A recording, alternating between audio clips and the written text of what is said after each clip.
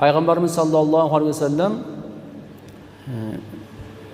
sutlik, ya'ni emizgan birodarlari Usmon ibn Maz'un radhiyallohu anhu vafot etganlarida qabrlariga tosh qo'yganlar-ku deyshadi. To'g'ri, tosh qo'yganlar.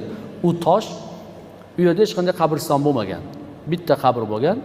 Shuni qabr ekanligi ma'lum bo'lib tursin deb payg'ambarimiz sollallohu alayhi vasallam tosh qo'yib qo'yganlar. Bu toshda hech qanday yozuv yo'q.